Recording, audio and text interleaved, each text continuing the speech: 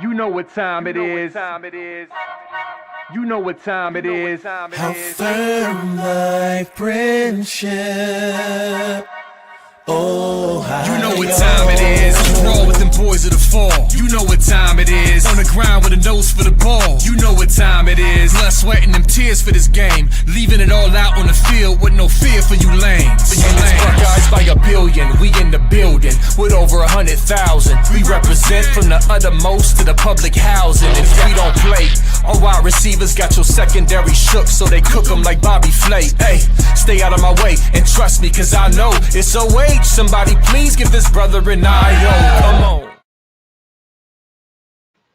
What up, Buckeye Nation? Welcome to the Buckeye Boys, where we talk about college football with real fans. I'm Devin, excited to be here. I see everybody in the chat. Thank you guys so much for coming in. A little bit of a time difference today. I got some things to handle around 8 o'clock, so didn't have time to do a show then, but I wanted to pop on here just for a little bit, share a couple things that went down today, and dive into the Indiana stuff just a little bit. But before we get doing that, you guys have been absolutely killing it with supporting my Buckeye Boys channel. I really appreciate that. The subscriptions are skyrocketing. Please keep doing that, man. Everything that gets poured into that Buckeye Boys channel gets poured right back out to y'all. So hit that like button, hit that subscribe button as well, and super chats are open. If you're watching me on Scoop, the message board is absolutely on fire. You guys got to get over there. If you're not subscribed to the message board, the helping technician put another nugget out today on the website about the Indiana offensive game plan. On Thursday on the board, we talked about scum and Ohio State being worried about the cheating that essentially occurred, and Ryan Day gave a little bit of insight on that today. And we're going to dive into that just a little bit. I keep wanting to move on, and I keep wanting to dive into this Indiana Big Ten title game. And I can't make any promises because things keep popping up. I keep having conversations. And also, Ryan Day in his press conference today said something very interesting. So I want to dive into that, guys. I appreciate you guys for watching. Appreciate you guys being here. Let's dive into it, man. I'm going to pull this up first, right? Here's what we're going to do. We're going to watch, shout out Intrinsic, dude on X. Dude's the boss out there. You guys need to follow him if you are not following him. Here is a little clip from the press conference today. Yeah, we lost communication there in the second half. But the good news was that earlier that week, I thought there may be an inkling that may happen. So we had a plan for it. We had a wristband plan, and then we would bring Julian over. We had a wristband plan, and then we would bring that may happen. So we had a plan for it. I thought there may be an inkling that may happen. I thought there may be an inkling that may happen. So we had a plan for it. We had a wristband plan, and then we would bring Julian over, and I was just getting us through it until we get the headsets back up and running, which took a little while to get done. But yeah, just by chance, we had a plan for it, and so we were ready to go when it happened. Just by chance, we had a plan for it and ready to go when that happened. I had an inkling that this might occur. I mean, you just cannot make this stuff up. I wrote an article on the Scoop message board on Thursday describing essentially Ohio State's worry about the potential for this to happen. Somebody went on in that press conference to ask him, hey, what do you mean about inkling? And Ryan Day just said, hey, you got to be prepared for anything. But to me, you could just kind of tell, I feel like he wanted to say more there. And it kind of begs the question here. If the head coach of the Buckeyes, Ryan Day, is bringing up that he had an inkling that this was going to occur in the first place, where would that inkling possibly come from? There are rumblings. There are people talking, saying that possibly this stemmed from the players, right? That possibly somebody on the Michigan side, overheard somebody talking about this plan that could have been implemented, and it got leaked out into the players, and that's where this occurred. I'm diving deeper into this, trying to figure it out. Yes, I know. We smashed them on the field. It's time to move on. Come on, Devin. Why aren't you moving on? Because, man, this stuff is very intriguing to me, and it blows my mind that these cats are still up to this, trying to pull stunts like this. And justice was not served from the first time they did it. We just had to serve them justice on the field. So we'll wait and see. Again, just to reiterate, Ohio State was concerned about this before the game started. They had a plan in place. They had the wristbands, the same wristband technique that who was it? TCU, that TCU used when they knew Michigan was stealing signals and cheating, and they absolutely blew Michigan out in the playoffs. So all this stuff is not a coincidence that this is going on. Michigan still up to their cheating ways. There's some loose lips in Michigan somewhere. This was planned. This was thought out. This was done on purpose. Hey, if we get down by too much, let's get this dude to go over there, cut their comms. That's what I'm hearing. That's what I'm convinced of.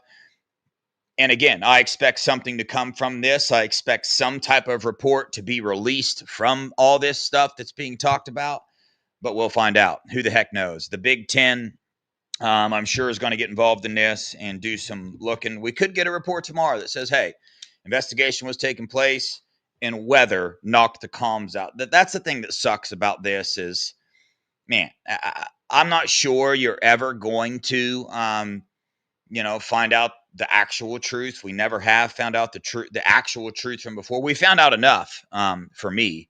But anyway, cheaters, always cheaters. We'll see what comes of this. But Buckeyes, yo, it's time, man. It's time. Let me ask you guys in the chat. Are you nervous about the Indiana game? Just a yes or no. Are you nervous about the Indiana game? I'm trying to process through my thought process there. I'm not nervous about it. I'm pumped about it. I love it. I love that we're going to face a team like this, a team that Sig last year said Google me, had a lot of talk about. But more importantly, guys, have you seen these Indiana fans talking? I mean, it's one of the craziest things I've ever seen in my life. They are absolutely losing their minds. I wish I would have pulled the clip up beforehand. I'm going to have it for tomorrow. An Indiana show, some people on there got on talking about Ohio State fans think that they are God's gift to college football. They are nowhere near programs like Georgia and Alabama and Notre Dame, and we think Indiana is going to be God's gift to college football coming up. Ohio State fans are so annoying when they do the OH and all that stuff, and it just seems that they just didn't learn from last year's game. They just didn't learn from last year's game. I see a lot of people in the chat putting no. You haven't. Oh, you're answering no to the nervous question. Let me ask you, what has been your guys' interactions with Indiana fans? Tell me. Just put good or bad in the chat. Your interactions with Indiana fans, good or bad. Now, Indiana, we're talking about Indiana football, right? They've been relevant for not even 2 years now. Not even 2 years. And they are already talking about this. I mean, like they are just sitting at the top in the king seat of college football. The thing is that we saw something similar to last year. Did we not? Right? Even last year, I mean, coming in, I questioned whether they could hold up physically against the opponents or against Ohio State, against these Buckeyes. And I question the same thing this year. I do think Indiana, very good football team, coached extremely well, has some very good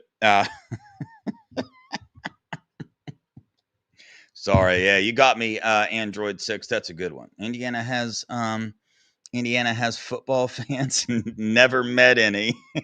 Hey, they're coming out of the woodwork. I'm telling you right now, they're coming out of the woodwork. They're going to keep coming out of the woodwork. It's kind of crazy. But last year, we know the result of that game.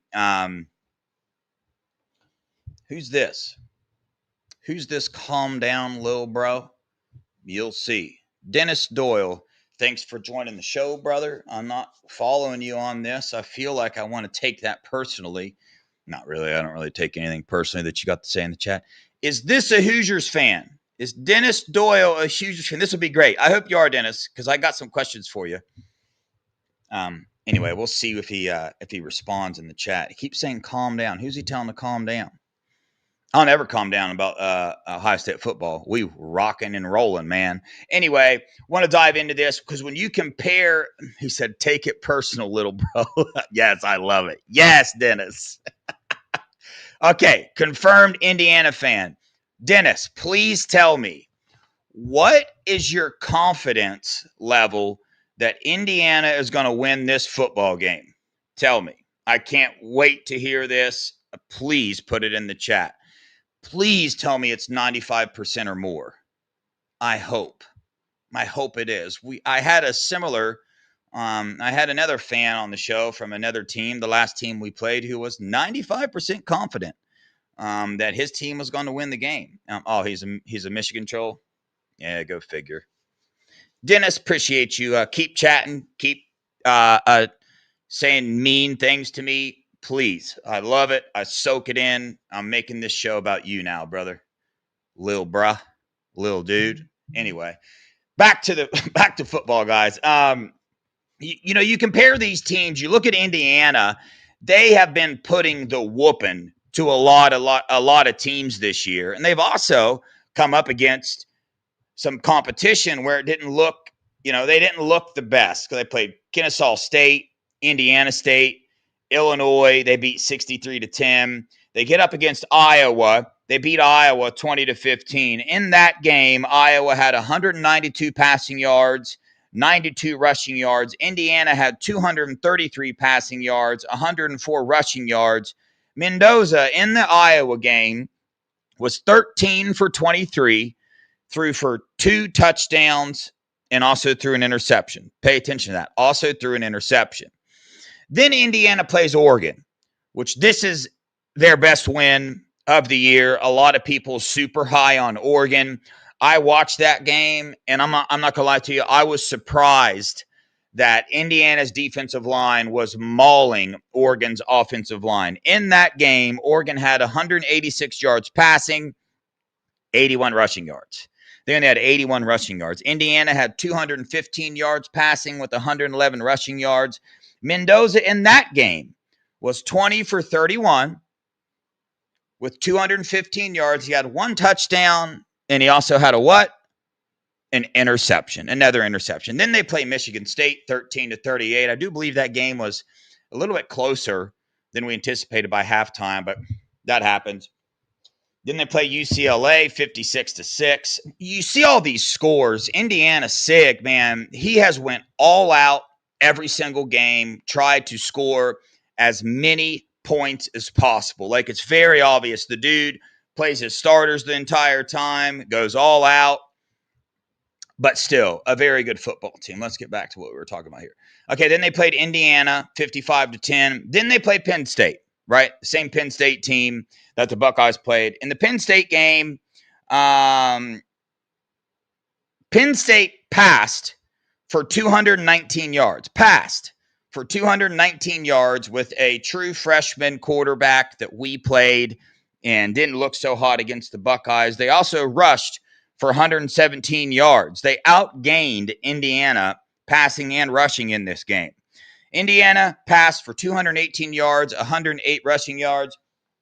And I believe this was, this was Mendoza's Heisman moment. This was his Heisman moment. This was when he really came on the national scene a lot more than he already was.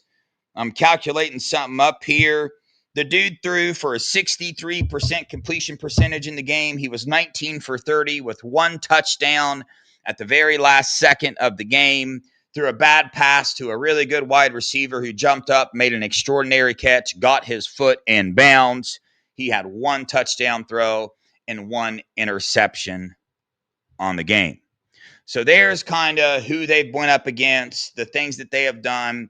It's really hard to, well, here's what you can't do. Last year, for instance, the Buckeyes went in Nebraska, barely beat Nebraska. The week before that, Indiana goes into Nebraska, obliterates them. A lot of people were bringing that talking point up when Indiana came into the horseshoe. Everybody wanted to talk about that. Everybody wanted to bring that up in terms of, hey, watch out for this Indiana team. They just smashed Nebraska. Ohio State struggled immensely. Well, this year, you see how Ohio State's been operating the lowest pace of play in the country, averaging like 61 plays per game. And you see, Julian Sand before the Scum game threw 25 total passes in the second half in the entire season. In the second half football games, 25 total passes before the Scum game. So that kind of tells you how Ohio State and Ryan Day have been operating their offense throughout this season. And you look at Indiana, they've been full tilt, full force. Again, very good football team. But you look at third down offense, these teams, listen to these statistical ratings back and forth. Third down offense, Ohio State's number 1, Indiana's number 2. Third down defense, Ohio State's number 3, Indiana's number 4. Completion percentage, Ohio State, number 1, of course. Julian Sand broke Bo Nix's all-time completion percentage in a regular season. Shout out Julian Sand. Should win the Heisman, should be the Heisman winner. This game, I'm going to determine that, man.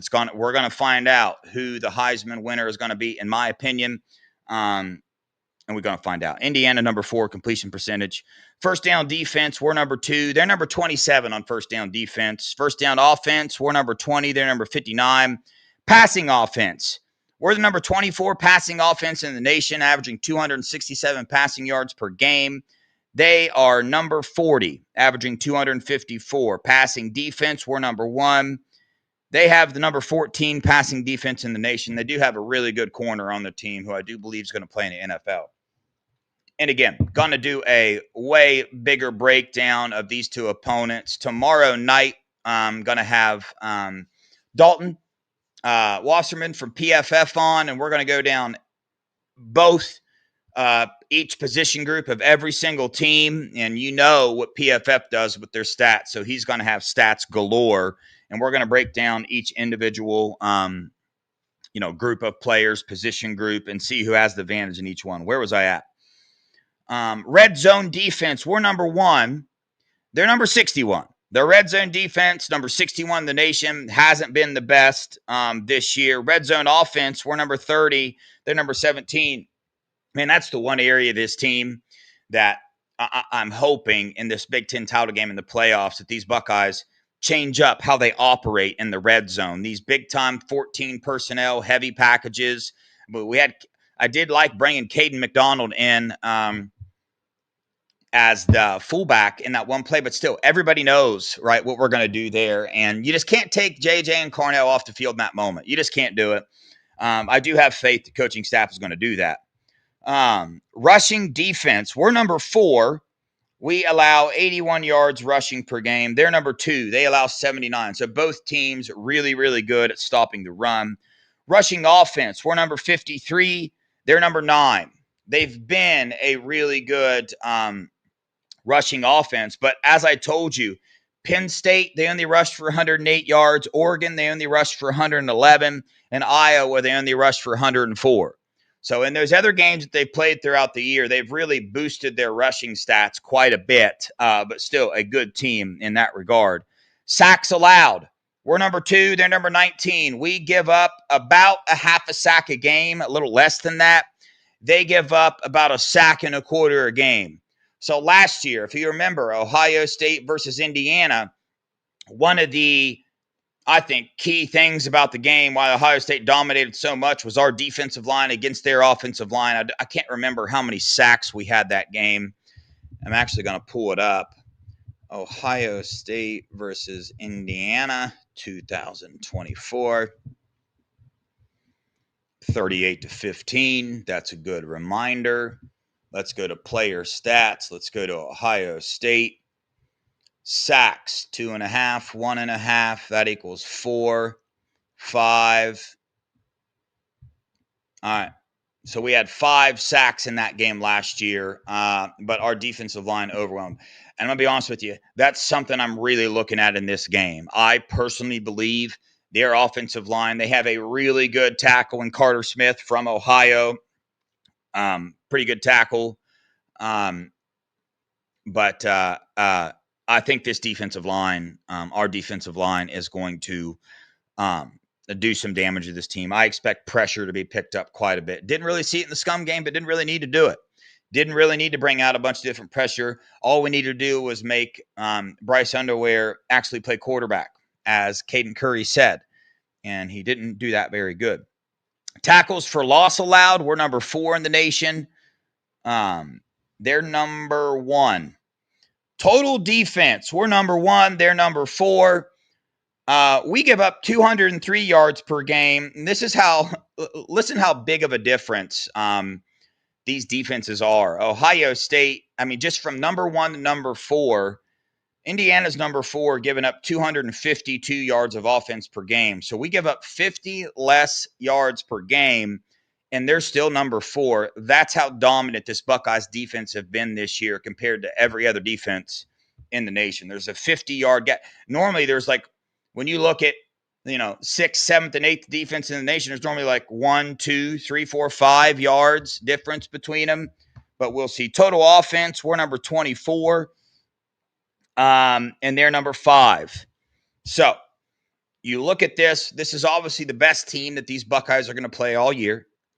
Fernando Mendoza is a very good quarterback. I'm not quite sure he's as good as what he thinks, because when asked about what it's going to be like going up against Julian Sain in a recent interview, he said it kind of reminds me of Tom Brady going up against Ed Reed. I believe that's what he said. Chat, correct me if I'm wrong there, but I think that's what he said. I feel the Caleb Downs, Ed Reed, comparison there, but Fernando to Tom Brady, I don't know. Very good quarterback. He likes to talk a lot, man.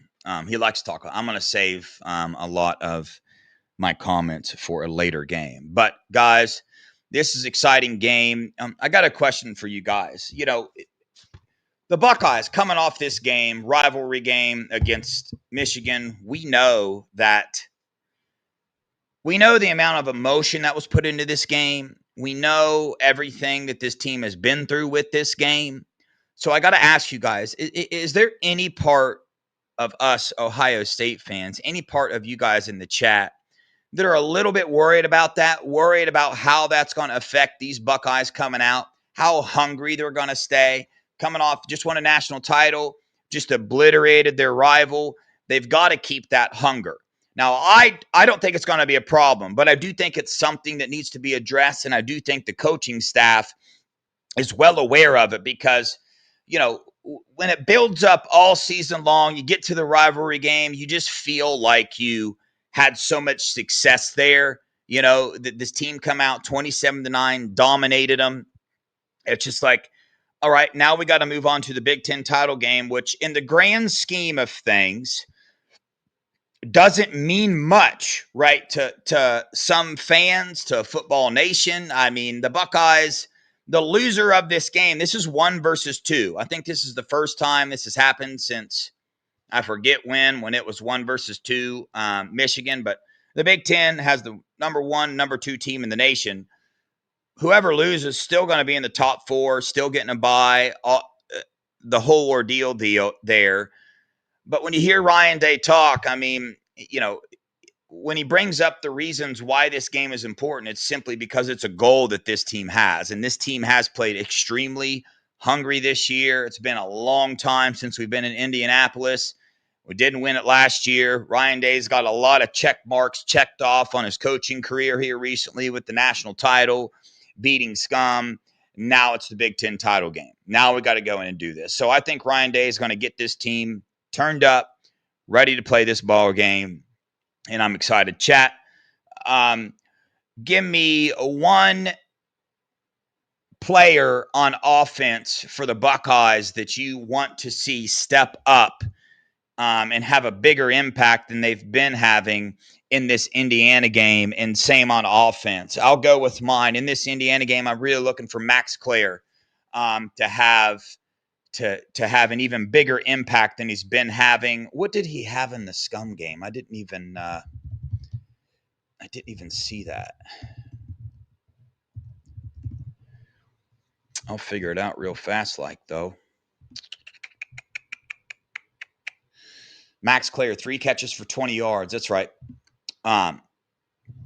Max Clare has one. I would love to see either like Isaiah West or one of these running backs pick up a lot of momentum as well. But honestly, it's really hard to talk about this when this offense is coming off the best game that they played all season in the Big Blouse.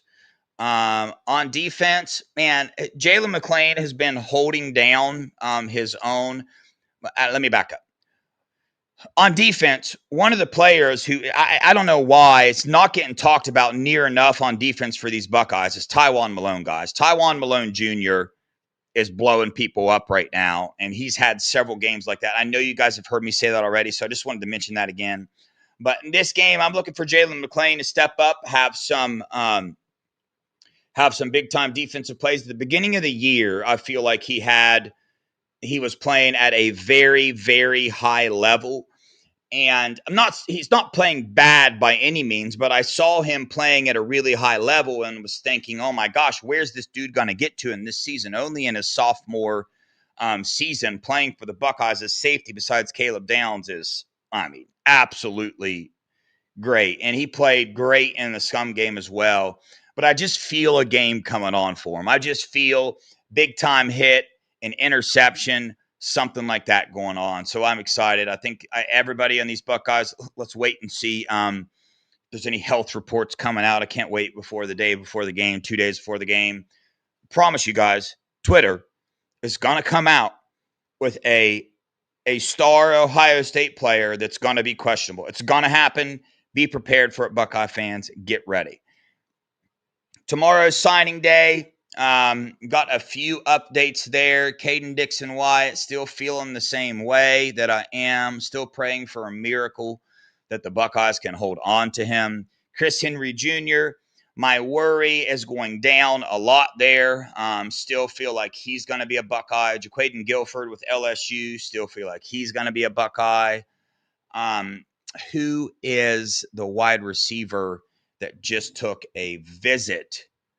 Got too many names in my head, man. Jaden Ricketts, that's right. Ohio State.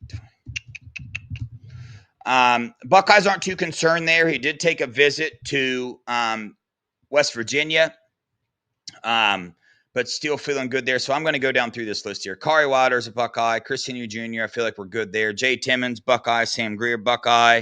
Sincere Johnson, Buckeye. Blaine Bradford put out his graphic as well. He's a Buckeye. There's been a lot of, people talk about, well, it looks like the articles for Con 3 have been true about Caden Dixon-Wyatt. Well, what about all the articles they put out about Blaine Bradford? Dude's locked in, Buckeyes. Jordan Thomas locked in. Jaquaden Guilford being told locked in. Caden Dixon-Wyatt, that's the one. That's got my feelings hurt, man. Got pretty close to them guys, but it's still looking like he's going to go the other way to USC. Max Riley, we're good there. Simeon Caldwell, good there. Legend Bay, good there. Damari Simeon, who's a baller, absolutely good there. Emmanuel Ruffin, favorite key. CJ Sana, Dre Quinn, who also recently committed, put his graphic out. Jaden Ricketts took the visit to West Virginia, but I'm being told the Buckeyes aren't too concerned there. Kamari Bing, Buckeye. Braxton Rembrandt, guys, I spoke to him for a good little while a couple weeks back, asked him a lot of questions. I'm getting an article typed up about Braxton Rembrandt. Really, really cool story, really intriguing player, and potentially going to turn into a pretty big-time player for the Buckeyes. I could see him potentially being a very impactful player, being one of the fan favorites here. I really like talking to him. So I'll get an article typed up. Go over to Scoop message board. Get on that if you guys want some inside info on who Braxton Rembrandt is. The Wake Forest flip to the Buckeyes linebacker. The dude has a lot of talent. Darius McKinley sticking with the Buckeyes there. Everybody was worried. Lane Kiffin, the LSU. What's going to happen there? Luke Fahey's a Buckeye. Tucker Smith, very underrated offensive lineman in this class out of Arizona. He put out his graphic too. Dude's a Buckeye. Nick Latar. I mean, I don't think I've ever seen anybody so excited to become a Buckeye. I'm exaggerating a little bit there, but dude's a Buckeye. Brock Boyd, locked in as all get out. I still laugh at seeing him as the 609th prospect in the nation. I do not know what's wrong with people, guys. I really don't. But Brock Boyd, I promise you, they have him ranked as the 90th wide receiver in the nation. I believe he was the leading receiver in the state of Texas. I might be off there. Jameer Perez, my dude Jameer. What's up, Jameer? Keep an eye on this one. Developmental player, 6'4", 330 pounds. Been on the show several times. Great personality, great individual. Watch out. Landry Breed, Mason Wilhelm, all Buckeyes. So, Chris Henry Jr. is one people are going to be keeping an eye on. Caden Dixon Wyatt, I expect he's gone to USC. But you never know.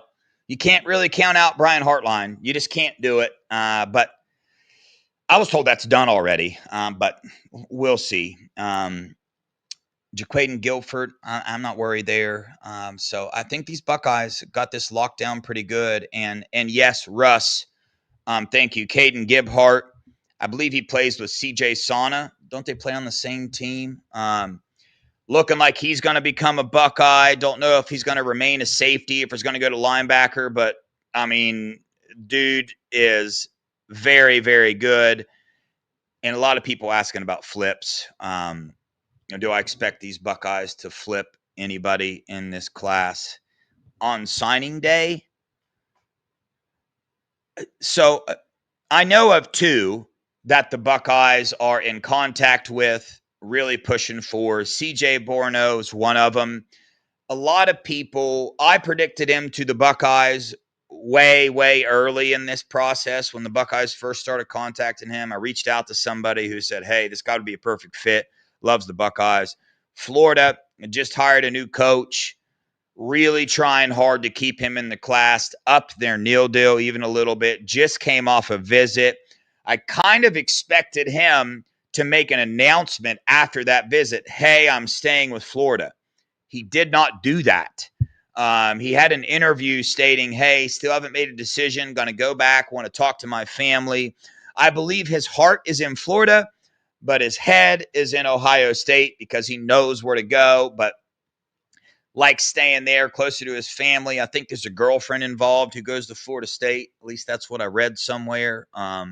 So we'll see there. But the Buckeyes got their fingers in a few more places as well, and I'm not allowed to talk about yet, but we'll see if they make that happen and see if we close this down. So tomorrow,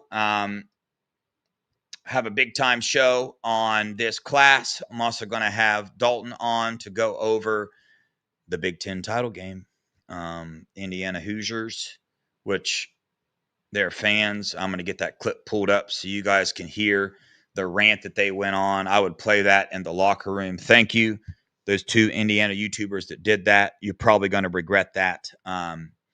And I'll give my score tomorrow, what I think the score to the game is going to be. What's the opening line, guys? Is there an opening? Let's find that. Oh, come on, computer. Spread for Ohio State, Indiana football game. Okay, 5.5. The spread is opened at 5.5. Boy, they know what they're doing, dude. That's iffy. That's iffy. 5.5. Thank you, Gio. Thank you, Liz. Thank you, Captain F Nuts. I don't know, man. I've been putting the Buckeyes on the spread quite a bit. Probably going to do it again. So thank you guys for tuning in a little bit earlier tonight. Again, had a little bit of a timing conflict, but keep an eye on this another Michigan scandal, multiple ones going on. Justin Spiro's probably going to be putting out an article here soon on their soon-to-be ex-head coach. And these comms all of a sudden going out. Shout out Intrinsic for posting all these videos on there, staying up to date on everything going on there. Still in contact. If I get anything else out of this, I'll share it with you guys. Yes, I know. People keep telling me I need to stop chewing. I know, guys. I know. I appreciate it. The thing is that it's like it's become a habit for me now, especially when I'm talking football. You know what I mean? Like football with some tobacco. Yeah. I mean, that's just my thing, guys. That's just my thing. So hopefully it doesn't bother you too much. Working on stopping, but I appreciate all your guys' support. Signing day tomorrow is going to be an exciting day. Get over there on the Scoop message board. We're going to have all the updates over there more often than not. Things get posted about Ohio State recruits on Scoop message board first, and then about an hour later, it comes out nationally. So if you want to get the information a little bit earlier, head on over there. We're covering recruiting. Ohio State recruiting better than anybody in the nation. That's just the fact. If you're over there and you follow us, you know that to be true. B. Moses and Nevada are next. I know the show plans. I know what they got for you guys. Get ready. Get your popcorn. Get your chips. And sit down and be ready for an entertaining show. Those guys are awesome. Show them some love over there. Oh, we got a super chat. Sorry, I forgot.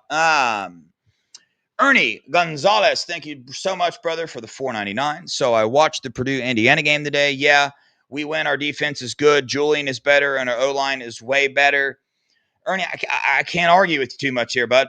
I just can't do it. I just cannot do it. If you guys have been watching this show for a minute, you know exactly how I feel about this Indiana game. It's the same way that I felt last year when everybody was talking this team up, right? But it's hard to match up with this Buckeye talent, man. It just is, right? Most of these other teams they've beat got outcoached. Oregon got outcoached. Penn State down bad, still almost won. Iowa gave them a game. Really good coach team, play extremely hard, got some really good players. But, dude, this Buckeye team, I don't know that much else needs to be said. But, y'all, appreciate you guys for watching. Love you guys. Hit that like button on your way out. Make sure you hit the subscribe button on both channels, Buckeye Scoop and Buckeye Boys. Appreciate the love. Show us some love on Apple Podcasts as well for the Scoop channel. Appreciate you guys. Love you guys. Go Buckeyes. OH.